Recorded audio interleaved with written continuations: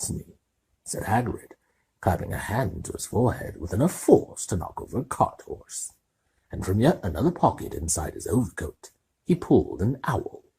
A real, live, rather ruffled-looking owl.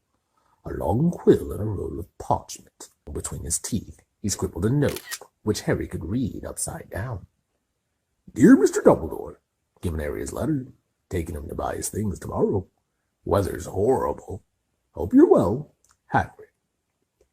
Hagrid rolled up the note, gave it to the owl, which clamped it in its beak, went to the door, and threw the owl out into the store. Then he came back and sat down as though this was as normal as talking on the telephone. Harry realized his mouth was open and closed it quickly. "Where was I?" said Hagrid. But at that moment, Uncle Vernon, still ashen-faced, but looking very angry, moved into the firelight. "He's not going," he said. Hagrid grunted. "I'd like to see a great muggle like you stop him," he said. "A what?" said Harry, interested. "A muggle," said Hagrid, "is what we call non-magic folk like them. It is your bad luck you grew up in a family of the biggest muggles I ever laid eyes on." "We swore when we took him in we'd put a stop to that rubbish," said Uncle Vernon. "Swore we'd stamp it out of him. Wizard indeed." "You knew," said Harry. "You knew I'm a wizard?" "Knew!" shrieked Aunt Petunia suddenly. "Knew? Of course we knew. How could you not be? My dratted sister being what she was. Oh, she got a letter just like that and disappeared off to that school and came home every holiday with her pockets full of frog spawn, turning teacups into rats. I was the only one who saw for what she was, a freak. But for my mother and father, oh no, it was Lily this and Lily that. They were proud of having a witch in the family." She stopped to draw a deep breath, and then went ranting on. It seemed she had been wanting to say all this for years. "Then she met that Potter at school, and they left and got married and had you. And of course I knew you'd be just the same, just as strange, just as abnormal. And then, if you please, she went and got herself blown up, and we got landed with you." Harry had gotten very white. As soon as he found his voice, he said, "Blown up? You told me they died in a car crash." "Car crash?"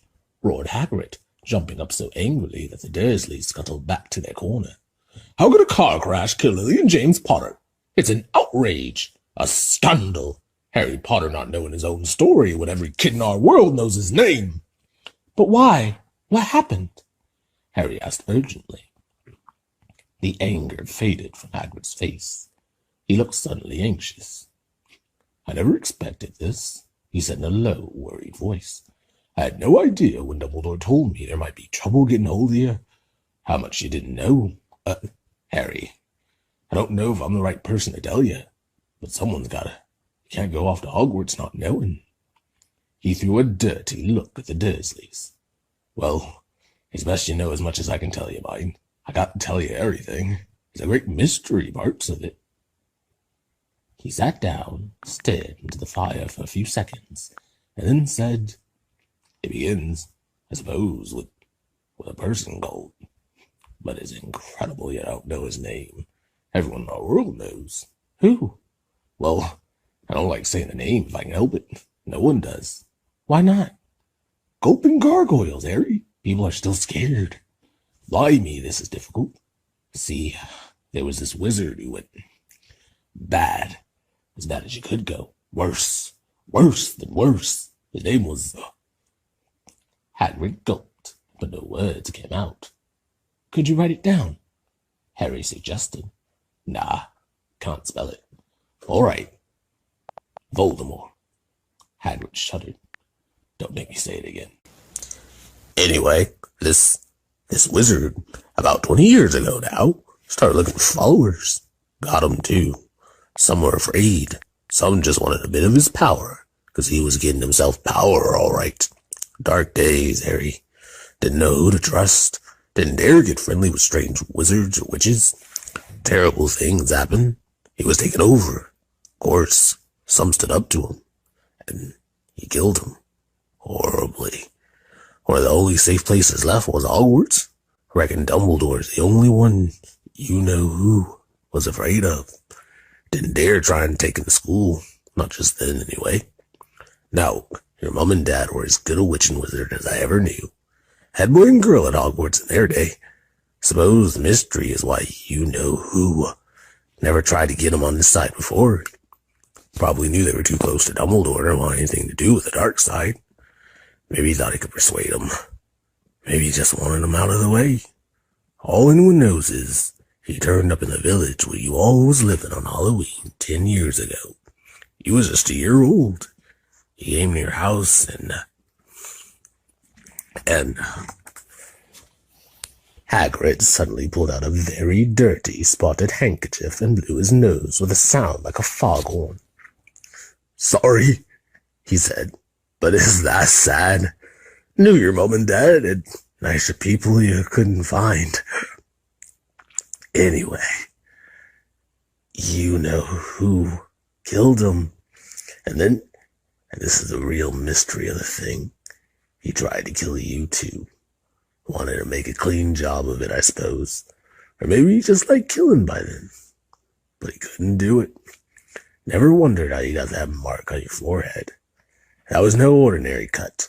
That's what you get when a powerful evil curse touches you. Took care of your mom and dad, and your house even. But it didn't work on you. And that's why you're famous, Harry. No one ever lived after he decided to kill him. No one except you.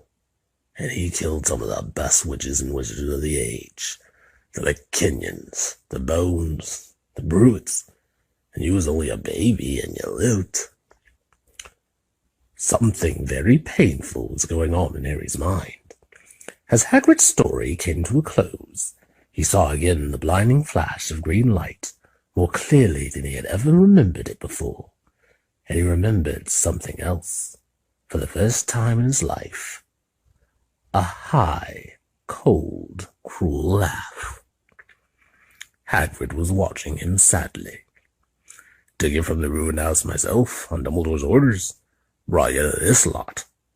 "Load of old tosh," said Uncle Vernon. Harry jumped. He had almost forgotten that the Dursleys were there.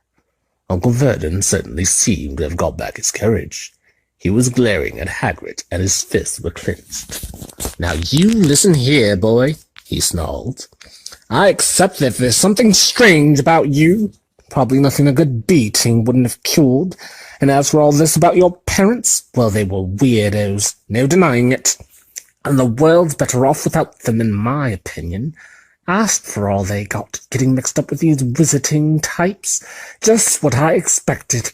Always knew they'd come to a sticky end." But at that moment, Hagrid leapt from the sofa and